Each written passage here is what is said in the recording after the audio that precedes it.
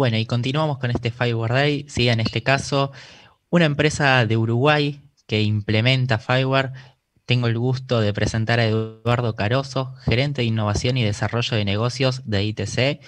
Es ingeniero civil, posee un máster en gerencia de las telecomunicaciones, es especialista en seguridad de la información y tecnología. Actualmente está actuando como director en diversos proyectos de seguridad de la información y tecnología en los países de la región latinoamericana. Además, es ex integrante del comité de selección de la incubadora de tecnología de la información del LATU y durante los años 2000 a 2005 actuó como tutor de negocios en dicha organización. Además, ha sido representante nacional y ponente experto en temas de ciberseguridad y transformación digital en variados foros y congresos mundiales. Eduardo, un placer tenerte hoy en la FIDI. Muchas gracias, el placer es mío. Quiero agradecer a todos los que organizan, a Gonzalo y al equipo, por la posibilidad de contarles un poco nuestras historias y tratar de mejorar entre todos un poco. Así que comencemos.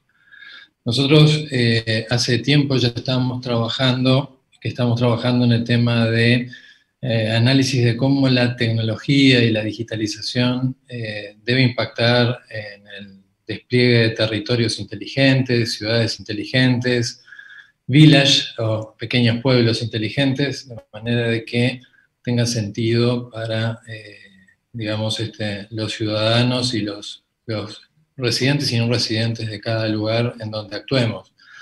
Una de las cosas que nos interesa es hacer que el ecosistema de las tecnologías de la información y comunicaciones tenga sentido para quien lo consume, para quien lo utiliza, que es la persona, el ciudadano, tanto en espacios privados, que ya está muy desarrollado a través de lo que sería, digamos, todos los servicios que dan las distintas operadoras de telecomunicaciones, como ahora la posibilidad de a través de IoT y las múltiples plataformas que ustedes están viendo ahí, como el manejo masivo de datos, lo que es el manejo de la inteligencia artificial para toma de decisiones y la emergente 5G que va a permitir eh, resolver cosas en tiempo real con mucha más habilidad que hoy.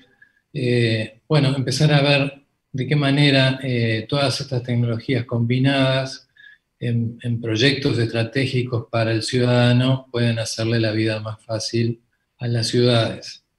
Tengamos en cuenta además que las ciudades son el futuro hábitat de los seres humanos porque son los lugares más eficientes en donde en realidad la gente va a ir a vivir porque es mucho más saludable y eficiente desde el punto de vista ecológico. O sea, son cosas que van a pasar, querramos o no. Por lo tanto, lo que tenemos que hacer es que la tecnología se ponga al servicio de esas personas para que las personas puedan, digamos, desarrollar sus lugares de vida habitual.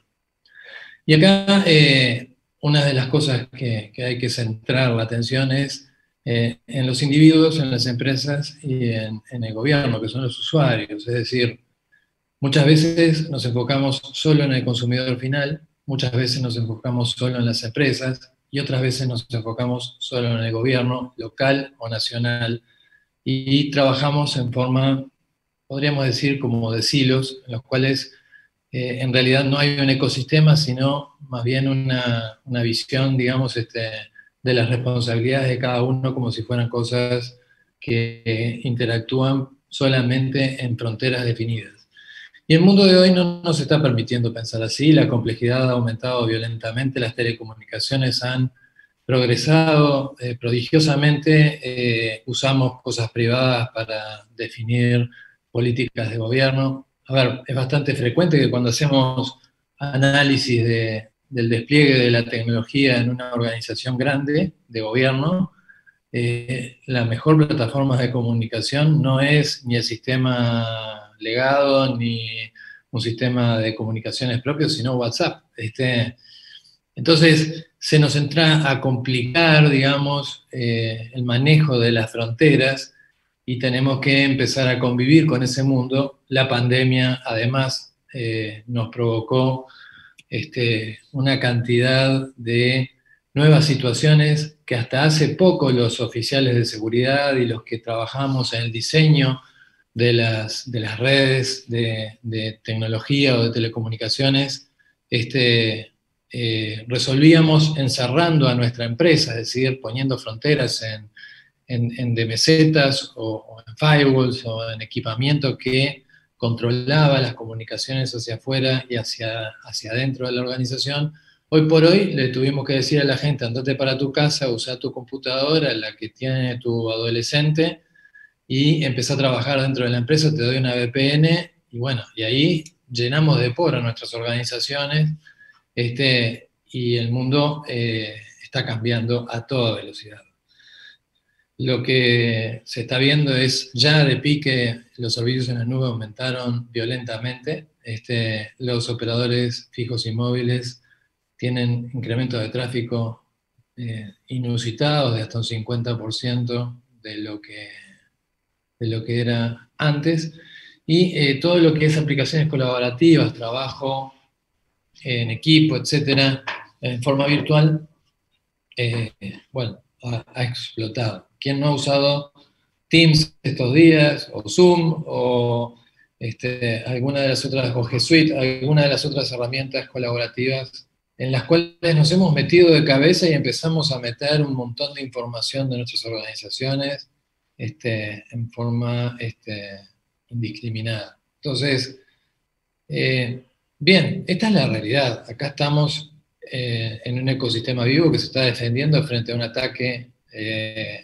inusitado de un pedacito de RNA, y las comunicaciones tienen que seguir, las operaciones tienen que seguir, y en particular, como estamos hablando de tratar de recuperar el sector turístico, una de las cosas que hemos estado trabajando es qué manera, digamos, la tecnología y la digitalización puede ayudar a, por lo menos, recuperar o reponer en marcha una cadena de valor, aunque sea diferente en el sector, que pueda, digamos, empezar a salvar o a mantener empresas que hoy están en situación de colapso.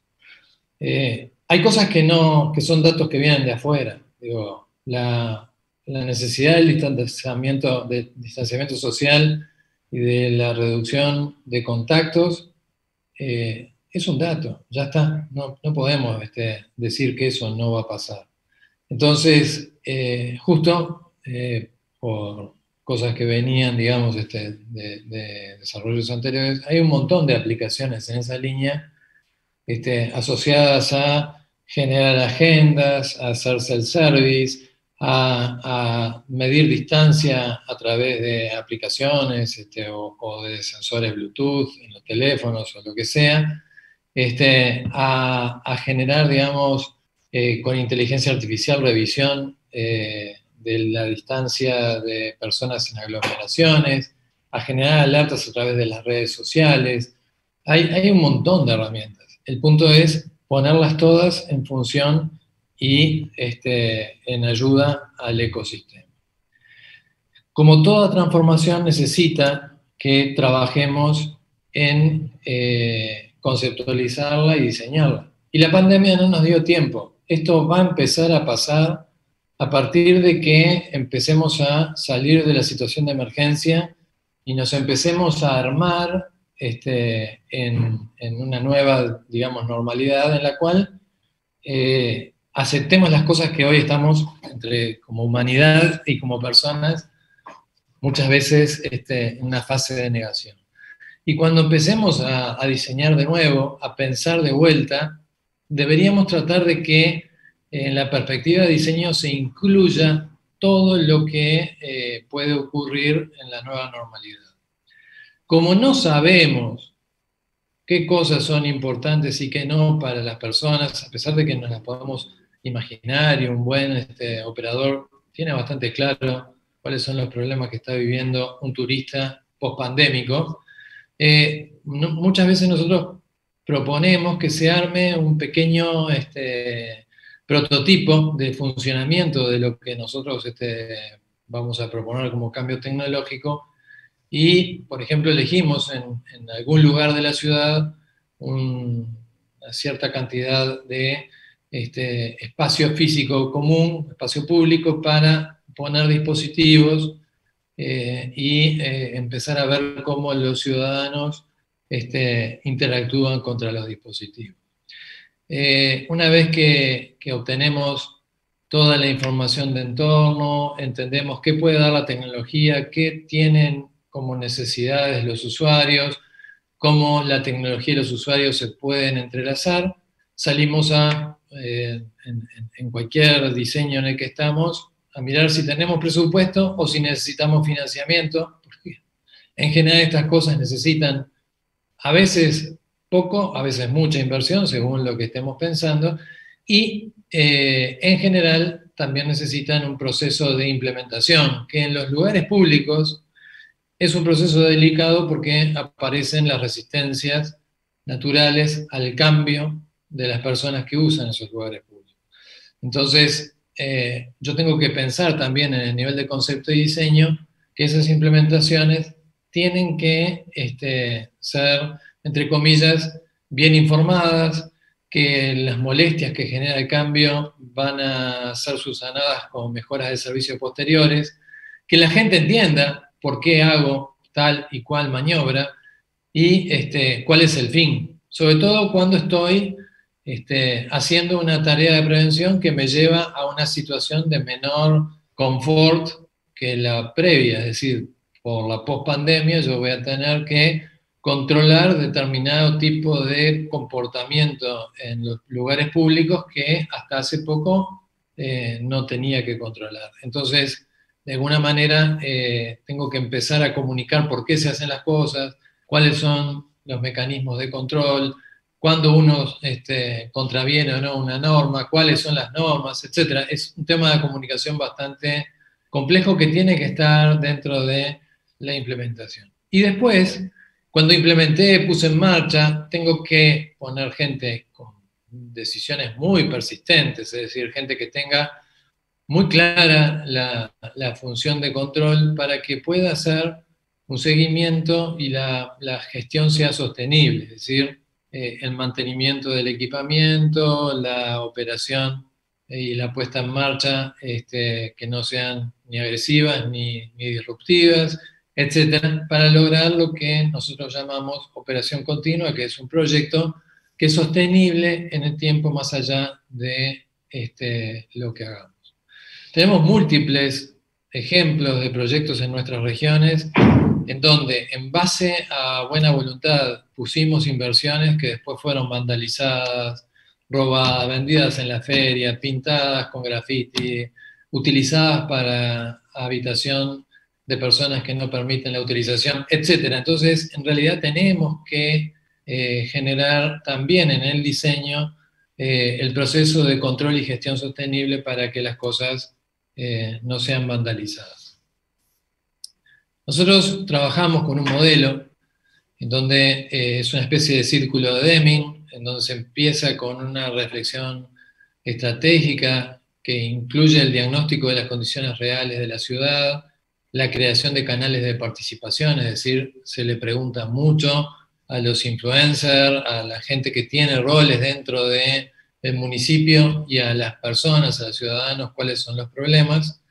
Se formula un primer nivel de estrategia, se definen los componentes a integrar en la plataforma, y ahí es donde empieza, digamos, toda la parte tecnológica, en donde soluciones abiertas como la que propone Figware tienen mucho sentido, porque yo quiero que la mayoría del ecosistema que interactúa conmigo pueda conectarse y ser controlado en el buen sentido de la palabra, monitoreado, seguido, compartido, para que los que participan puedan rentar, porque yo necesito que la actividad privada juegue conmigo en lo que es la innovación, y también la ciudadanía sepa y sienta que hay un control del gobierno municipal de que esas implementaciones están siendo usadas a beneficio de la ciudadanía y no de la renta de un empresario que está poniendo la infraestructura.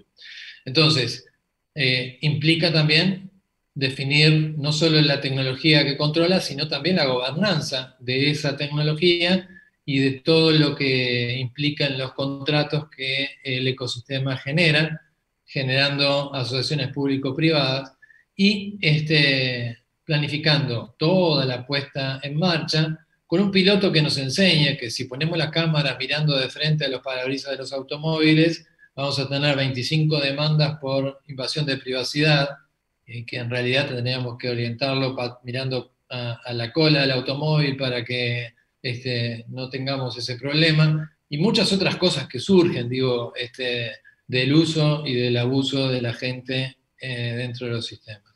Yo empiezo a ejecutar la estrategia, perdón, monitoreo los resultados, defino con mis responsables las herramientas de monitoreo y los hitos de cumplimiento, y cuando no cumplo, porque nunca cumplo, es mentira que los proyectos son exitosos de primera, me hago un mea culpa, empiezo a aprender, adapto, vuelvo a reflexionar y sigo en la mejora, digamos, de lo que es la implementación.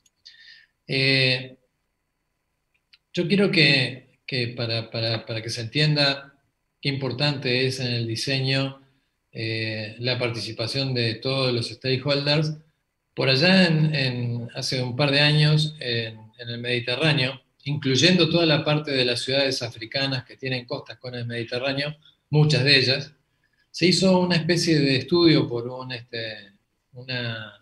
una consultora internacional en el desarrollo de proyectos de ciudades inteligentes, cada agente, qué grado de importancia tenía en las distintas fases del desarrollo del proyecto. Entonces ustedes ahí pueden ver concepto y diseño, financiamiento, implementación, gestión y operación continua, y por otro lado, algunos de los actores o agentes más relevantes. Fíjense, ¿no? En el concepto y diseño, los gobiernos municipales son los más importantes, los que tienen más relevancia. De 5 puntos, 4,79. Después, en la parte de financiamiento, como tengo mucha implementación tecnológica, las instituciones financieras hacen el go no go del proyecto, por lo tanto, también tienen una relevancia altísima, 4,83. Pero después aparece 3,93 en concepto y diseño de las instituciones políticas, las organizaciones sociales con 3,90, toda la parte de innovación y el ecosistema de empresas que está alrededor de las iniciativas 3,83.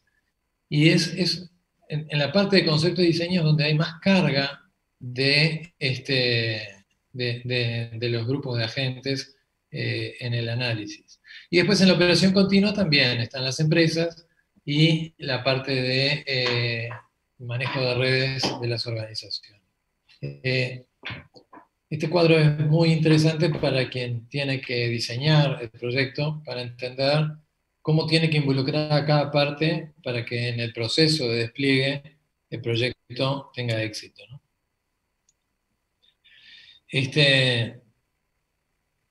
Siempre tenemos que preguntarnos el qué tenemos que hacer, el cómo tenemos que hacerlo y con quién.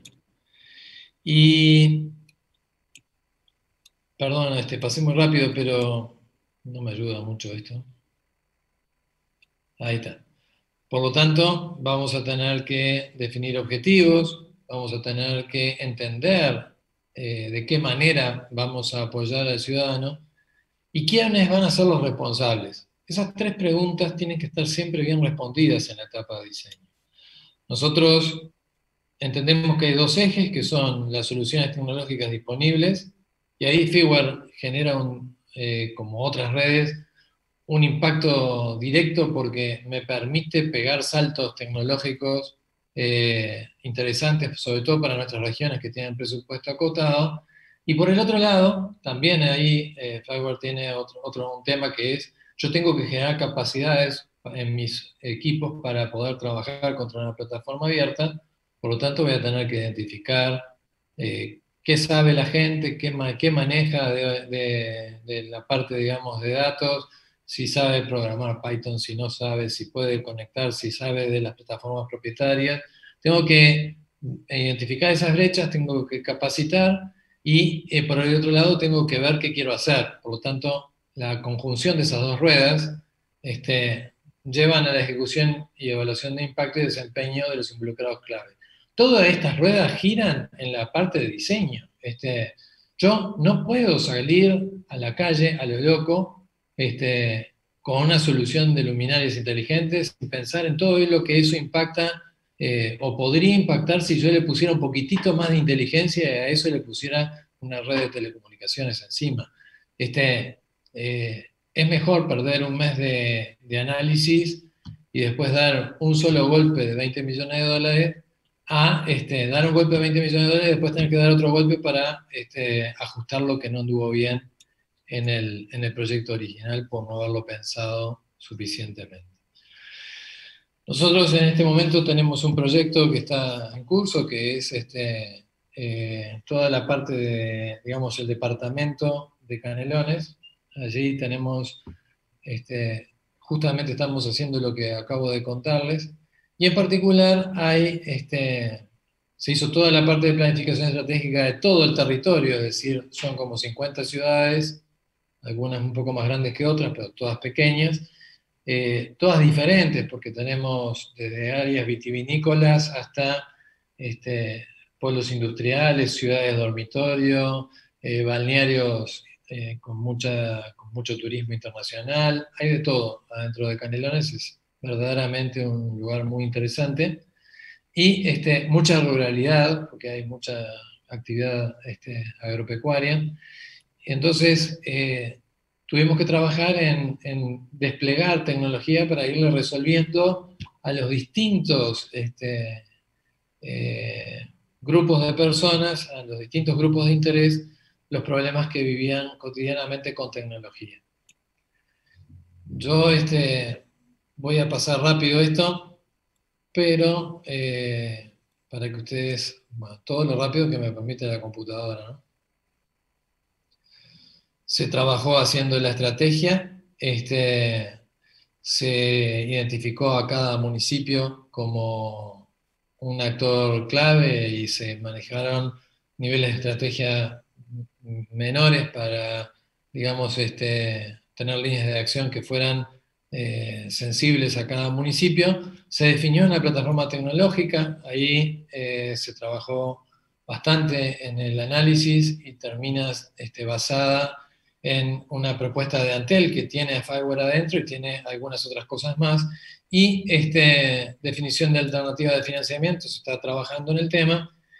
Hay varios actores que están interesados en llevar adelante este proyecto cuando el despliegue sea total, y se definió la implementación de un piloto que se hizo en Atlántida, uno de los balnearios insignia de Canelones, para mostrar, digamos, lo que podía impactar el despliegue inteligente en un territorio con una finalidad, por ejemplo, en este caso balnearia.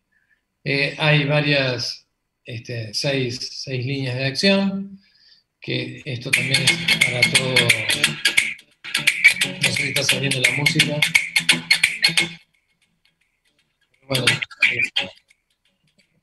entonces, esa es la música de Canelones.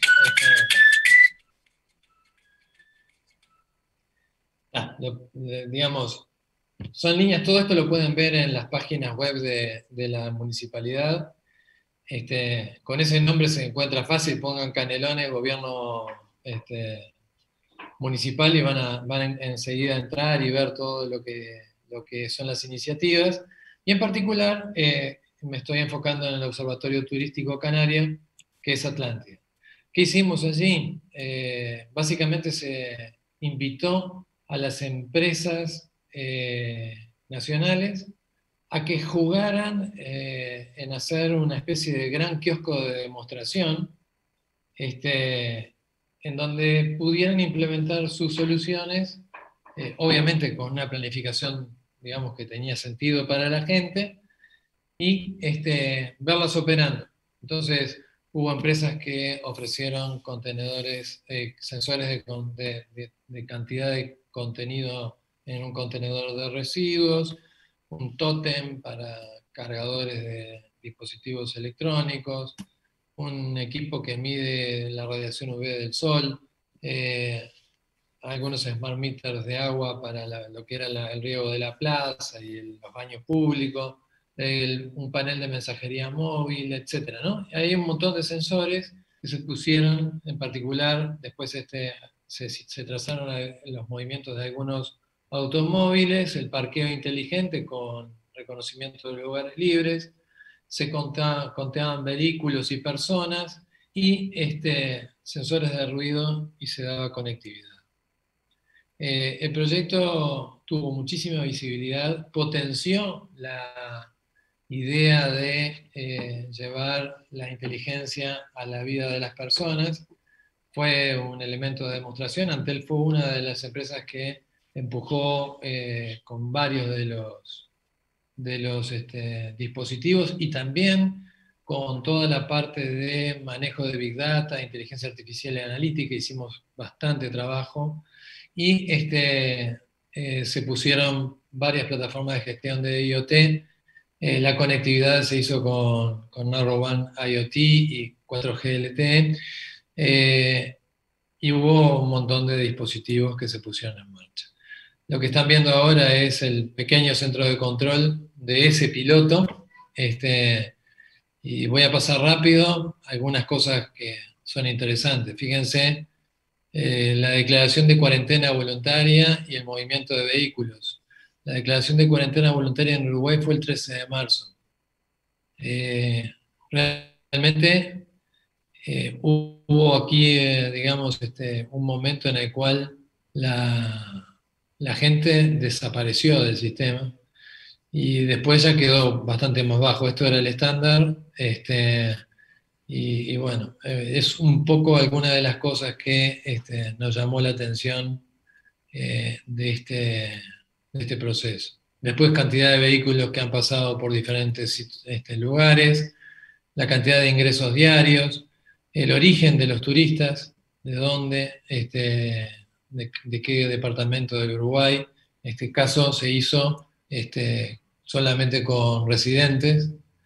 Después, un conteo de personas, una serie de contenedores de residuos, etcétera, y así se siguió. La tecnología lo que hace siempre es ayudar a que el proceso de vida de los humanos en el lugar sean, digamos, más efectivos, más amigables, de manera de que el turismo permita, digamos, sentir eso, y sienta que tiene un lugar que lo acoge, que le da servicios en forma natural, sin mayor complejidad. Hay muchas otras cosas que se pueden hacer. Esto fue un proyecto piloto que en realidad empezó antes de la pandemia. Nosotros en ese momento no teníamos para nada en vista las dificultades que íbamos a ver después. Y bueno, y ahora hay algunas otras cosas nuevas que están vinculadas a la pandemia, que también se están empezando a discutir, digamos. Bueno, buenísimo, Eduardo. La verdad que muy interesante. La verdad que me gustó mucho ese énfasis que realizabas en, principalmente antes de comenzar con el proyecto, realizar bien el diseño y el análisis, teniendo en cuenta la cantidad de capital, ¿no?, que se necesita para implementar hoy en día un proyecto tecnológico. Y en cuanto a este último ejemplo del proyecto de Atlántida que mencionabas, quería consultarte si estos datos obtenidos de las diferentes implementaciones que se han realizado se pueden acceder abiertamente o están publicados en algún lado. Eso, la verdad, que quien tiene que publicarlo es la Municipalidad de Canelones. Seguramente tengan en algún lugar, hay que hablar con ellos para ver si lo pueden compartir. En el Uruguay, además, hay toda una línea de Open Data. Yo quería contar si tengo 2 minutos más, porque sé que estoy corto de tiempo, pero la situación de un amigo que básicamente agarró su celular y estaba jugando a Pokémon Go y se dio cuenta, él trabajaba en un sistema en una empresa de consultoría de las más grandes de Uruguay, socia nuestra, con sistemas GIS. Entonces él sabía que la municipalidad de Montevideo no tenía, digamos, eh, no cobraba todo el saneamiento porque el saneamiento estaba asociado a los contadores de agua potable que es de otra empresa. Como la base de datos no se podía actualizar porque la otra empresa del Estado que daba agua potable no le decía dónde estaban los contadores, la municipalidad perdía ingresos porque no podía cobrar el saneamiento asociado al contador. Entonces agarró, puso la base de datos de, de la ubicación de los contadores de la empresa de agua pública, porque los pudo acceder a través de una consulta pública. Después puso dónde estaban cobrando saneamiento de la Intendencia y lo geolocalizó. Y le dio 20 celulares a 20 personas y le dijo, te pago $3 por encontrar las bolitas Pokémon que tienen solo contadores de agua potable. Y después le pasaba a la municipalidad dónde estaban los contadores de agua potable. Se hizo rico el tipo, dice, yo no sé qué hacer ahora que no tengo que trabajar, y se fue a una casa al lado de la que yo tengo en la playa, y me está cuidando la casa, porque en realidad ya no trabaja más. Y básicamente es Open Data bien utilizada por un innovador privado que tuvo la posibilidad de integrar esa información y darle valor a la comunidad. Ese tipo de cosas son las que tenemos que fomentar. Digo, y esos son los hilos que tenemos que romper, ¿no? Sí, tal cual. La verdad que súper interesante. Muy, muy bueno. Bueno, Eduardo, te agradezco muchísimo en nombre de toda la organización de la FIDI por haber estado hoy aquí. Bueno, muchas gracias a ustedes y a la orden para lo que quieran. Muchas gracias.